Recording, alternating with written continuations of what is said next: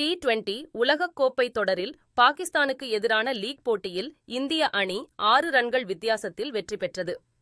T20 உலகக்கோப்பை தொடரில் நியூயார்க்கில் நேற்றிரவு நடைபெற்ற லீக் போட்டியில் பெரிதும் எதிர்பார்க்கப்பட்ட இந்தியா, பாகிஸ்தான் அணிகள் பல பரீட்சை நடத்தின. இதில் டாஸ் வென்ற பாகிஸ்தான் அணி முதலில் பந்து வீச முடிவு செய்தது. அதன்படி தொடக்க வீரர்களாக களமிறங்கிய ரோஹித் சர்மா மற்றும் விராட் கோலி சொற்ப ரன்களில் ஆட்டமிழந்து ஏமாற்றம் அளித்தனர். அடுத்து களமிறங்கிய ரிஷப் பந்த் அதிரடியாக விளையாடி 42 ரன்கள் சேர்த்தார். மற்ற வீரர்கள் சொற்ப ரன்களில் அடுத்தடுத்து அவுட்டானதால் இந்திய அணி 19 ஓவரில் 119 ரன்களில் ஆட்டமிழந்தது.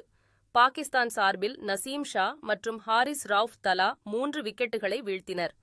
இதனையடுத்து 120 ரன்கள் எடுத்தால் வெற்றி என்ற எளிய இலக்குடன் களமிறங்கிய பாகிஸ்தான் அணி 20 ஓவர்கள் முடிவில் 7 விக்கெட்டுகளை இழந்து 113 ரன்கள் மட்டுமே எடுத்தது.